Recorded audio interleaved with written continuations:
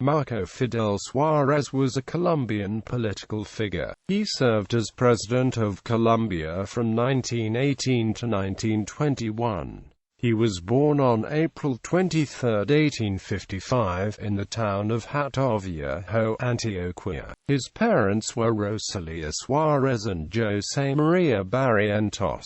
Early life. Suárez came from a very poor background, born in a two-room hut in Hatoviejo, today the town of Bello, Antioquia, adjacent to Medellin in the highland department of Antioquia. An illegitimate child at a time when official records always distinguished between natural children and legitimate children. His mother was a laundress. His wealthy father refused to recognize him or provide for him in any way, since his mother was unable to pay for him to attend the local elementary public school. He stood at a window of the school in an effort to observe the lessons. After a time he began to yell out answers to the teacher's questions when the other pupils couldn't answer. Eventually, the teacher, suitably impressed, invited him to attend class without having to pay. Later on he joined a Catholic seminary but did not attain the priesthood as the seminary was closed.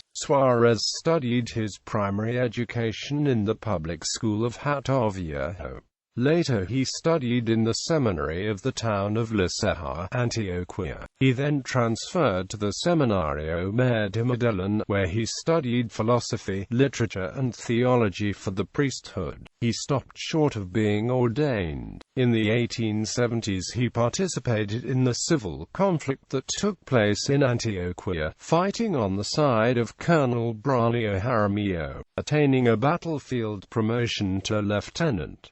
Philosopher, poet and writer, Suárez became a very well-known and distinguished philologist, philosopher, poet, writer and teacher. Marco Fidel, along with Rufino José Cuervo and Miguel Antonio Caro, is considered one of the most important and influential scholars of the Spanish grammar in Colombia. His best literary work was Los Sueños de Luciano Pulgar. Presidency. As president, Suárez implemented the North Star policy, which linked the foreign policy of Colombia with that of the United States of America. He was harassed by conservative opponents, mainly Laureano Gómez, who politicized his illegitimate birth, and attempted to depict him as a corrupt politician.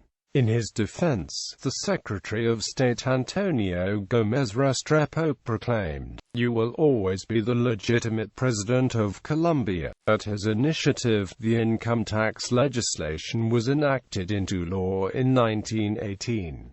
Later, in 1919, the nation was interconnected by an advanced system of wireless telegraphy.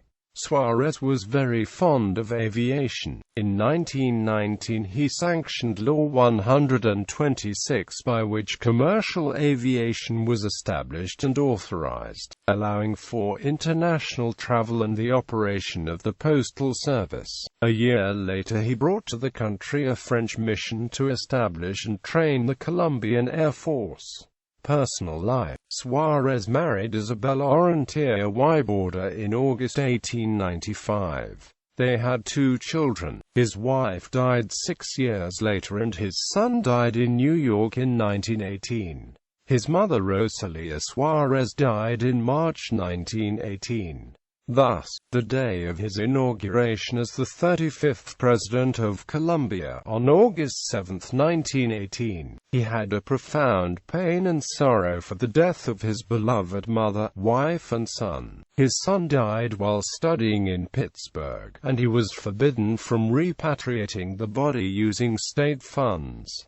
El Hijo de la Choza. The movie director and producer Enoch Roldan, in 1959, produced a movie film about the life of Marco Fidel Suárez. The movie, called El Hijo de la Choza, became a bestseller of its time, surpassing in domestic sales that of the Ten Commandments. The film covered the story from the romantic affair of his parents Rosalía Suárez and José María Barrientos. His his birth out of wedlock, his struggles and hardships, his rejection by society, and all the way until his inauguration as President of Colombia in 1918. Influence. In 1881, Suárez won the award of Best Colombian Writer by the Academia Colombiana de la Lengua. His literary work had been to honor the centennial birth of Don André Bello. In recognition to his work, the town of Hatoviejo changed its name to Bello, Antioquia. The hut where he was born and lived as a child is preserved as a museum in the town of Bello, Antioquia. Popular culture. It is a point of pride for Colombians that, supposedly, more poets than soldiers have occupied the presidency. As a man of letters, Suárez falls into the former category. Various popular stories are told about Suárez. During a debate in Congress, an opponent referred to his illegitimate birth, and he responded, "Sir, I am a child of love. It is true. You are a child of obligation.